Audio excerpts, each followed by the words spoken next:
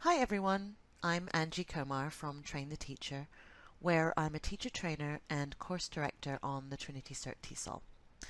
Welcome to the lesson on using songs and chants in the classroom, which I find is an effective and engaging way of learning language, especially for young learners.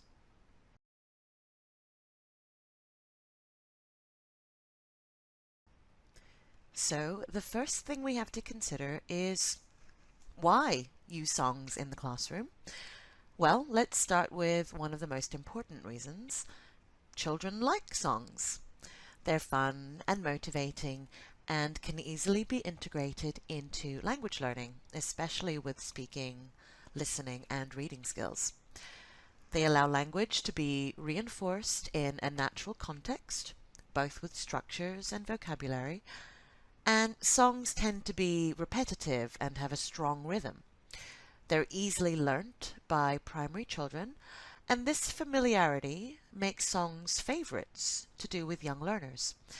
They'll also learn high-frequency words and expressions and language chunks because of how often they repeat them during songs.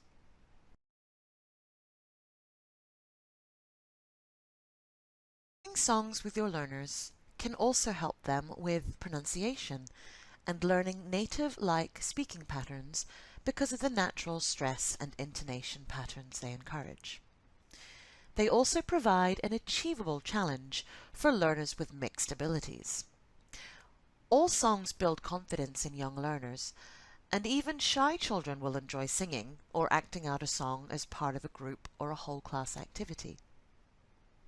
Lower level learners, who may not yet be able to sing along, can still demonstrate their understanding just by doing the actions.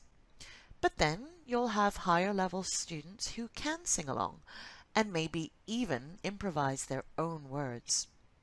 For example, you could get some students introducing their own animals and coming up with their own animal sounds in the song Old MacDonald Had a Farm. Many songs can help develop memory and concentration, as well as physical coordination, for example, when doing the actions for a song. For the teacher, songs can be a wonderful starting point and can fit in well with topics, skills, language, and cross-curricular work.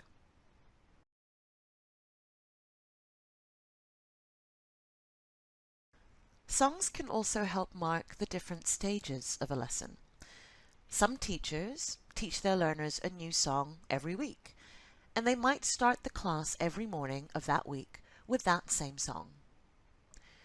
You can end the class with another song, or various tasks students might have, like lining up or taking their books out or putting them away, can also be prefaced with a song. Songs are also a great way of getting students' attention if they're getting a bit noisy. So a common one I heard being used in some primary schools in China was, "Are you listening? Are you listening? Yes, I am. Yes, I am. Everybody quiet. Everybody quiet. Shh now, shh." And this song would be started by the teacher, often very quietly, and as more and more kids joined in, eventually the class settled down. So another thing to remember is that songs can also develop a sense of class identity. All the students know the song and they're often happy to sing it together with their classmates. And because children are often very proud of what they've learned, they'll really enjoy the opportunity to show off what they've learned to their friends and family.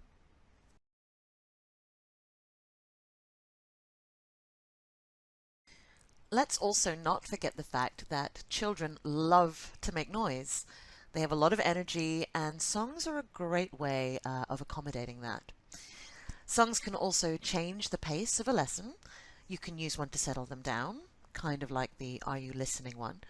Or if you want to pick them up and wake up some sleepy students, you can use a really lively song to get them going.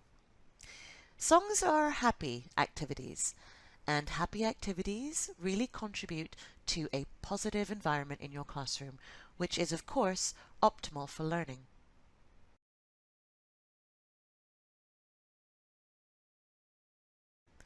So, how do we pick a song that we know will be suitable for our learners? Well, we should ensure that the song matches their age group and interests. It should suit their level of English, so you don't want a song to include too many words or be about a topic that they haven't learnt about yet.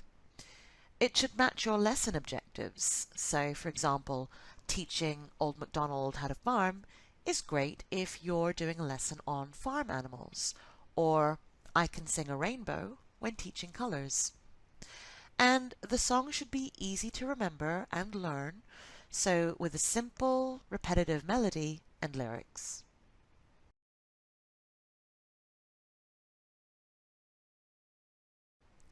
Here are some tips for using songs in the classroom. They should contain language chunks, so certain sentences and sentence patterns which are repeated throughout the song. These chunks can't be too long, so they'll be easy to remember, and also the kids won't get bored singing it. You might also want to think of ways that you can check the students understand the meaning of the song. So a good way of doing this is by introducing actions to parts of the song. If the students have understood what they're singing, they're going to act out the correct action. Or you could ask them to hold up the appropriate picture when a vocabulary item is used in the song. Let's take the Old MacDonald example again. So if they're listening to that song and they hear Old MacDonald had a farm, E-I-E-I-O, and on that farm he had a duck, and see if the kids hold up the correct picture of a duck. Also, you want to ensure that you have some slow songs as well as some fast ones, because different tempo songs, as I mentioned earlier, can help you as the teacher to change the pace of your lesson.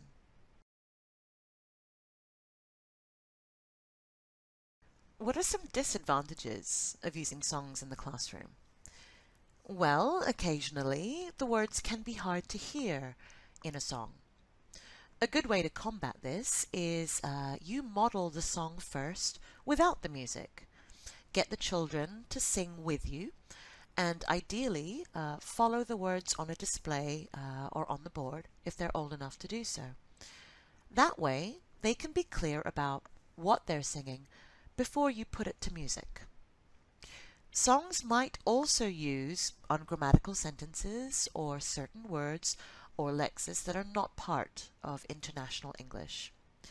This may not be the case so much with children's songs, but you might want to be aware of that possibility.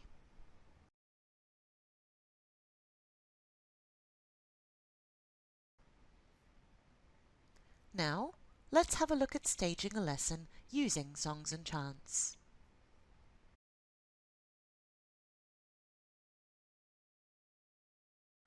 Play songs as background music first. When you hear a song on the radio for the first time, you don't start singing along right away. You hear it a few times, and before you know it, even if you haven't been actively listening, you'll soon find yourself singing along. Nobody teaches you the song. If you play a song as background music as students enter the classroom or while they're doing a quiet activity, they're going to start learning the tune without even thinking about it. Then, when you start teaching the song in class, you'll be able to focus more on the words. For example, if you plan to introduce a song in class, play the song on repeat in the background as the students are doing a sorting activity, making a craft, or coloring. Often, the children will start humming or singing the song on their own after hearing it once or twice, especially if the song is at their level.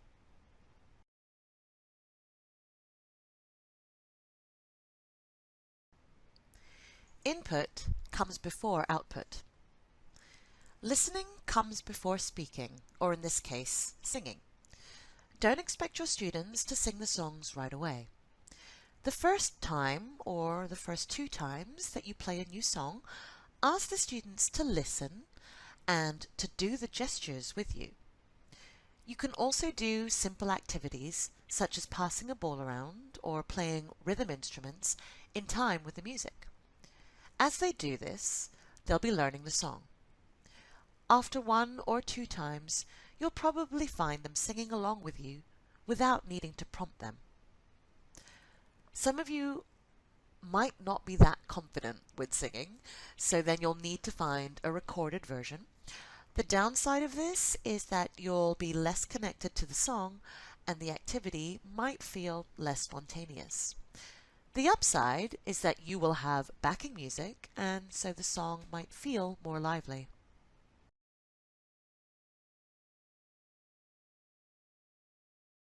Some songs don't need much pre-teaching.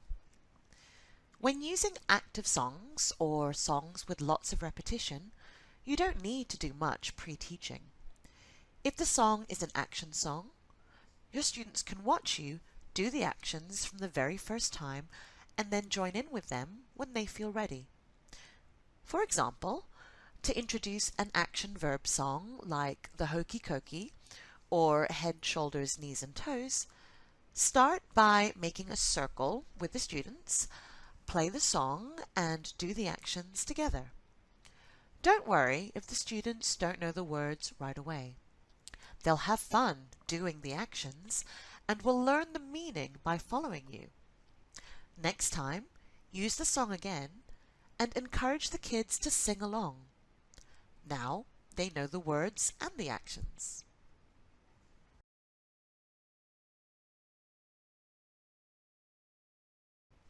Here are some teaching tips for when you use songs and chants in the classroom. Start with short songs to build the children's confidence with something manageable and fun. Connect to your context to ensure the children have some idea of what they're singing. They don't need to understand every word, but make sure they can at least get the gist of each line. Play with the sounds that they make as they perform the chant. Get them to speak softly or shout loudly, or see if they can say the lines in a deep voice, a high voice, or say the lines really quickly or really slowly. Have fun with it and experiment. What would also be really fun is encouraging the students to use simple rhythm instruments while they sing or chant, such as drums, tambourines, triangles, or shakers. Not only is this fun for them, but it also makes them, even if on a subconscious level, more aware of the stress patterns and rhythm of the language that they're using.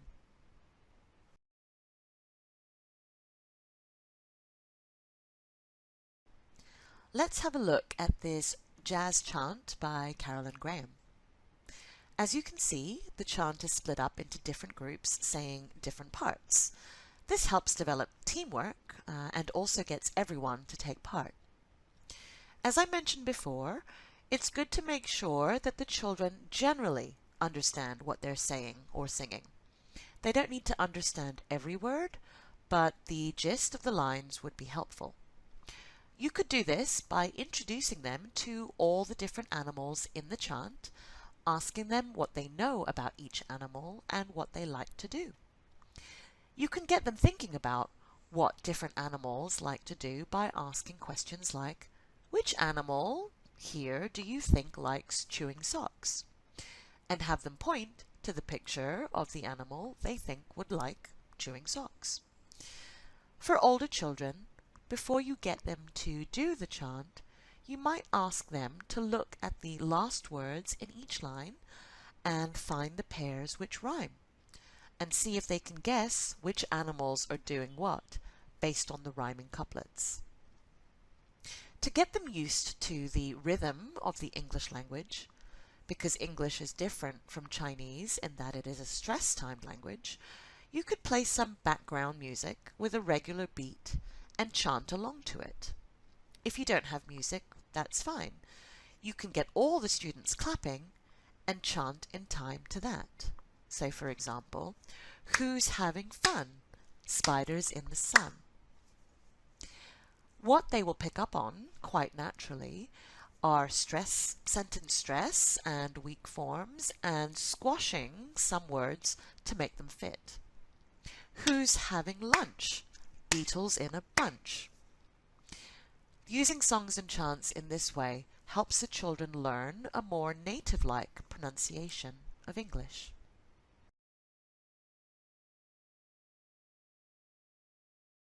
Here's an example of a song from the British Council website, which covers the themes of introductions and robots. On the following slides, you can see some sample activities from worksheets that are provided on the website, as well as the audio transcript if needed. You can adapt and tailor these kinds of activities to any song.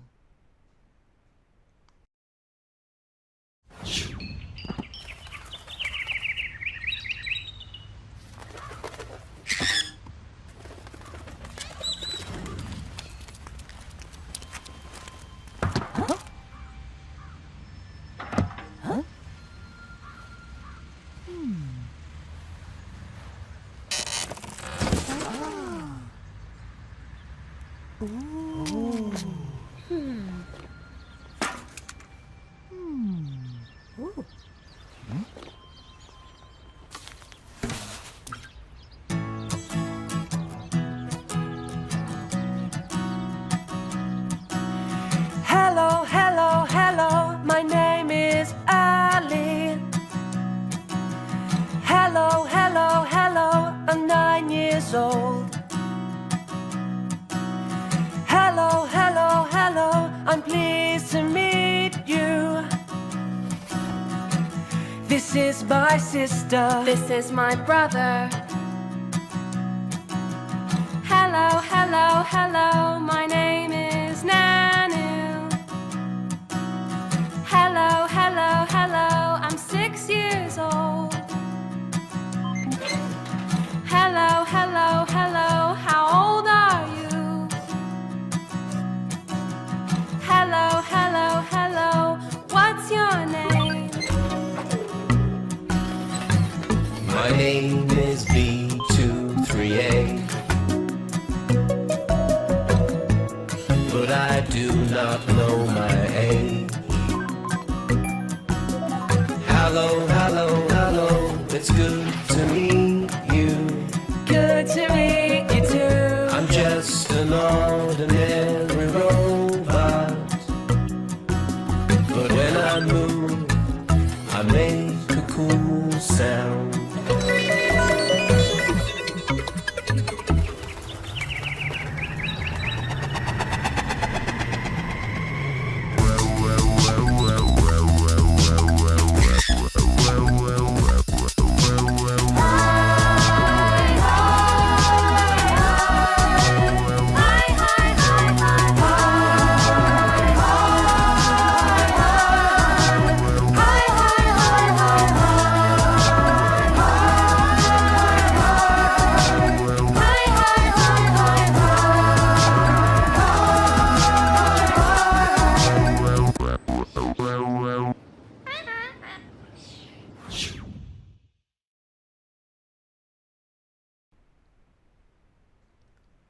Here's the first example of a preparation activity you can use.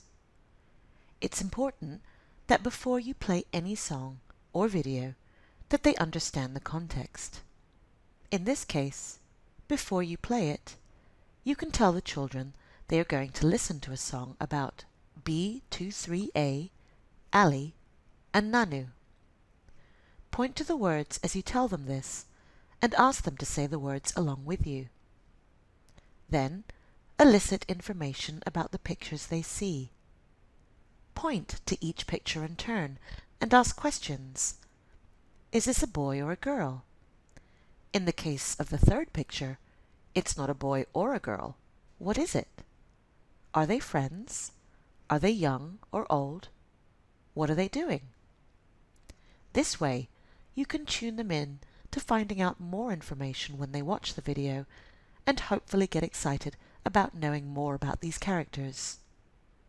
Once you've established some possible ideas about the characters, play the video and ask the children to match the pictures and the words. I should add here that before you play any audio or video, that it's important to give our learners a task to get them tuned in to what they will be watching or hearing. If you don't give them a task to do, they won't be actively listening or watching. So, they've listened to the song once, and they've matched up the characters' pictures to the words. You could then give them another task, such as this true or false exercise. Before an activity like this, go through the statements to make sure the learners understand them. And remember not to use too many statements for young learners to make the task achievable. A maximum of 6 is good, depending on their age. There may be some very smart children who will want to call out the answers already, but prevent this by saying something like, "Shh, don't tell anyone the answers, let's see if the others can find out." Or get them to help the children during the listening who perhaps couldn't quite catch the answers.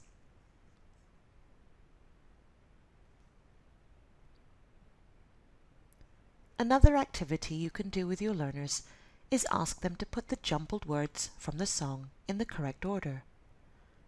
They can try them first before listening to the song, and then listen to it to check their answers. An alternative to doing this on a worksheet is to give a group the jumbled words on card or cut up pieces of paper, and get the groups to physically move the word cards to make the correct sentences. It's also a great teamwork exercise. This would save time writing as they listen to the song, and they can always write in the words on the worksheet later.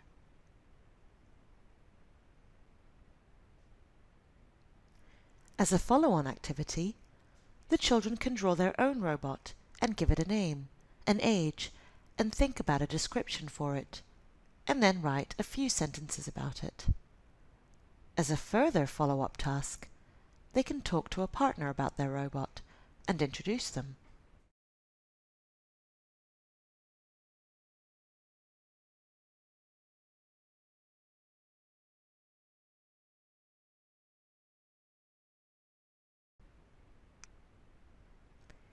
Here's another video from the British Council website.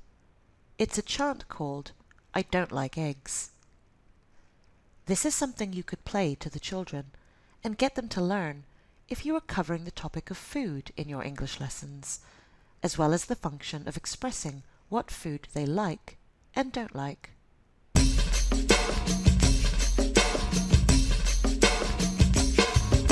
I don't like eggs or rice or peas. I don't like bread or beans or cheese. I like pasta, pie and pizza, fish and chips and meat. My mum likes eggs and rice and peas because she knows they're good for me. She doesn't like the things I like, so what she likes I eat.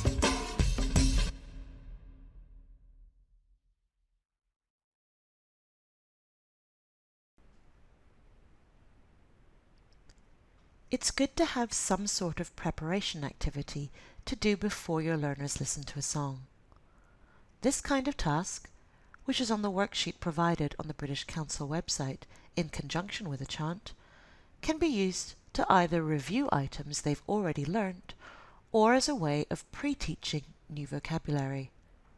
In this case, there are quite a number of items, so it's best that this be used as a review, as it might be too much information for the children to take in.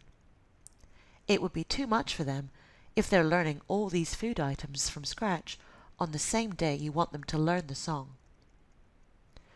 You can also have them talk in pairs, groups, or as a class about what food they like or dislike from the pictures, and then perhaps ask them to predict what food the boy in the video likes and dislikes.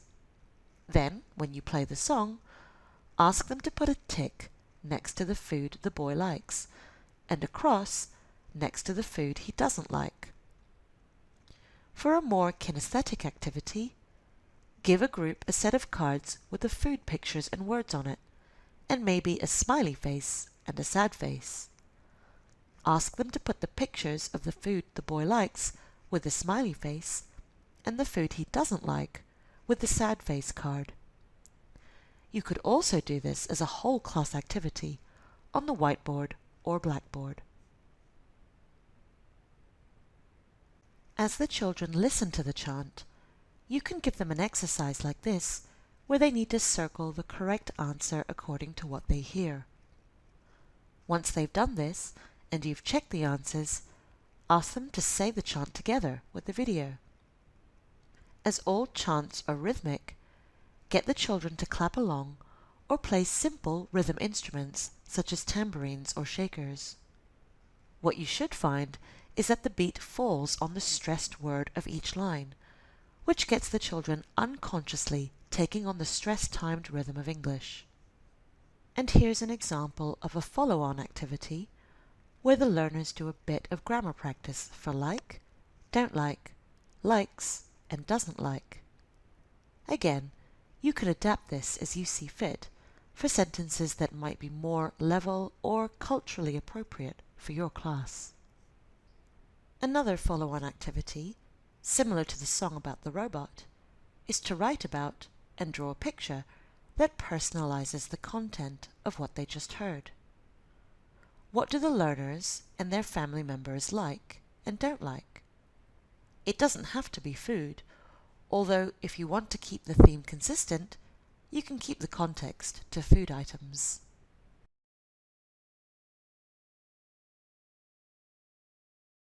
Here's another example of a song from the same website called Feelings Are Feelings. Sometimes I am happy, sometimes I am sad. Some days I feel good, others I feel bad. Feelings are feelings are feelings, feelings are feelings are feelings, feelings are feelings are feelings, feelings are feelings. Sometimes I get excited, sometimes I don't. Some days I want to dance, other days I don't. Feelings are feelings are feelings, feelings are feelings are feelings, feelings are feelings, feelings, feelings are feelings. Feelings are feelings are feelings, feelings are feelings are feelings, feelings are feelings, feelings, feelings are feelings. Sometimes I am hungry, sometimes I am thirsty. Some days I feel angry, other days I'm calm. Feelings are feelings are feelings, feelings are feelings are feelings, feelings are feelings, feelings, feelings are feelings. Feelings are feelings are feelings, feelings are feelings are feelings, feelings are feelings are feelings, feelings are feelings. Feelings are feelings are feelings, feelings are feelings are feelings, feelings are feelings, feelings, feelings are feelings.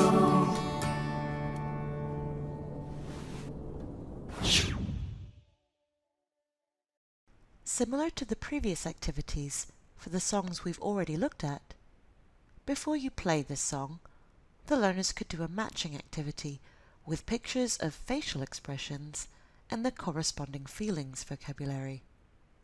This is on a worksheet which is also provided on the website. Another activity you could do when using songs and chants in the classroom is to ask your learners to put in order the things that they hear. These could be words or pictures and could be a worksheet exercise like this one.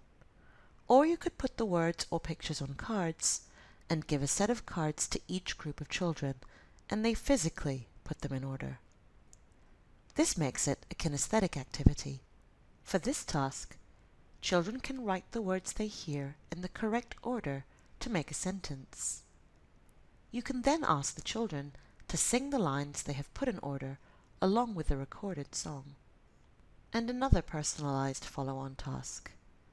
The children can draw and write about what makes them feel happy, sad, excited, or angry. They can draw for all these emotions or just choose one. They can then talk about what they have drawn and written about with a partner.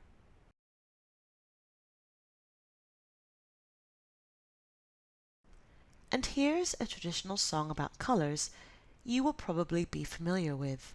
I Can Sing a Rainbow. What activities might you do with your learners before they hear the song, and what tasks might you ask them to do while they're listening? Think about this first before you go to the next slide.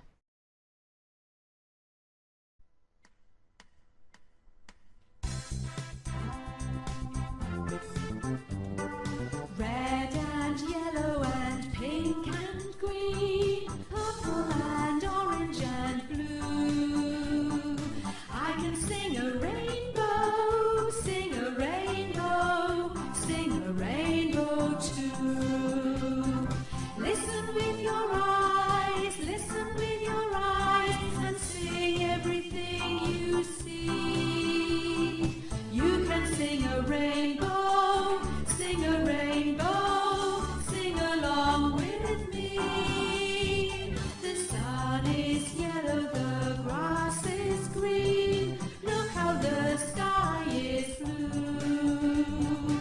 We can sing a rainbow,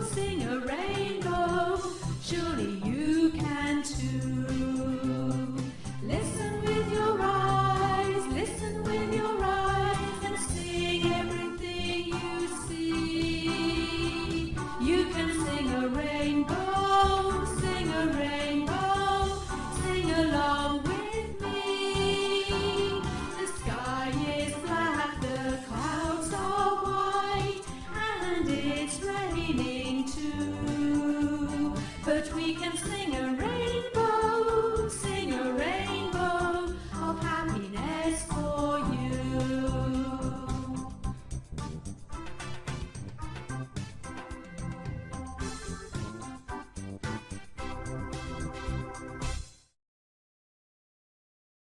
And here are some of the website's suggested activities.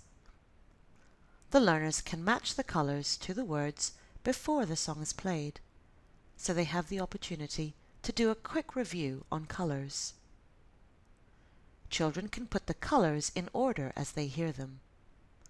They can put a number next to the colour.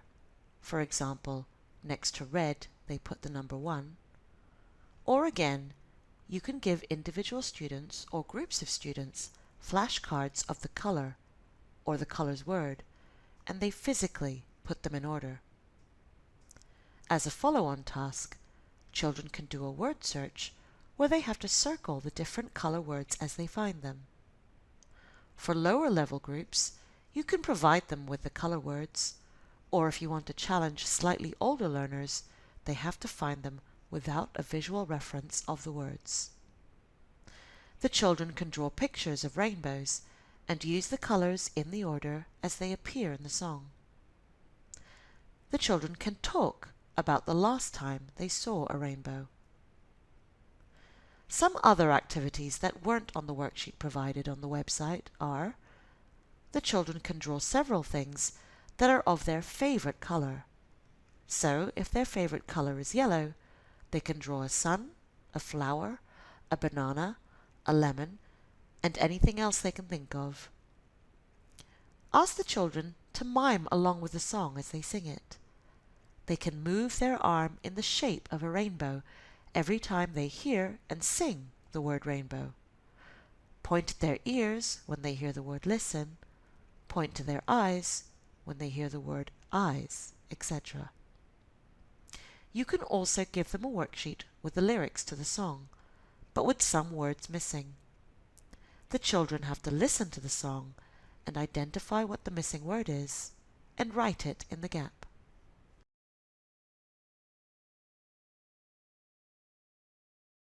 Here's another classic children's song, Incy Wincy Spider. Again, what activities can you think of to do with your learners for this song?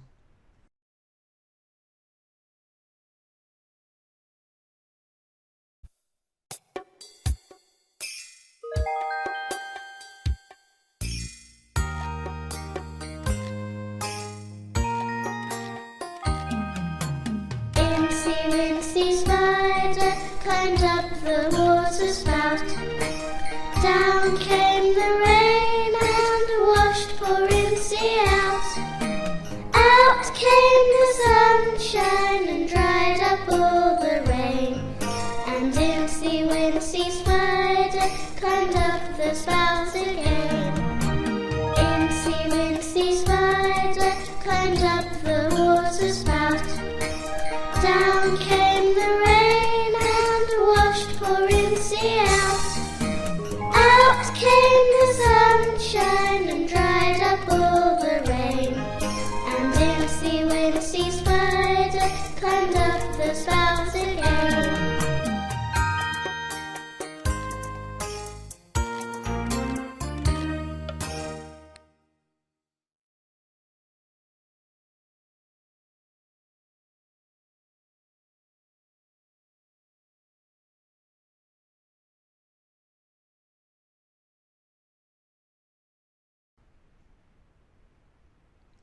And here are some of the website's suggested activities.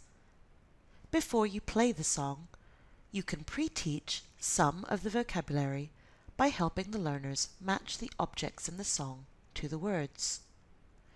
This would be particularly useful in this song, as there are some vocabulary items, such as water spout, which will be unfamiliar to the learners. For a short song like this one, you can break each line into 2 parts, and learners have to match the sentence parts as they listen to the song. For example, they have to match Incy Wincy Spider with climbed up the water spout. They can then have a discussion about whether or not they are afraid of spiders. Some further activities could be, in an idea used with a previous activity, they can put pictures of the words they hear in order as they hear them in the song. They can mime along to the song as they sing it, and they can also fill in the missing words on a worksheet.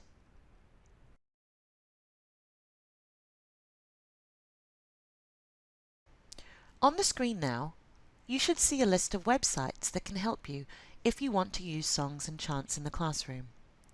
They include things like songs and activities to go with them, with the songs online, or have flashcards, song sheets, or other useful material you can use.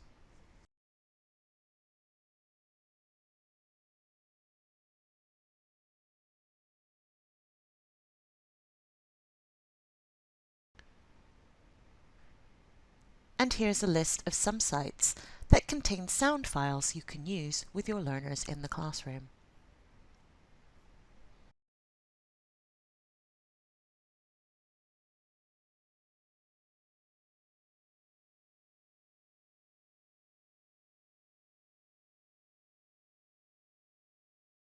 And that's the end of the lesson on using songs and chants.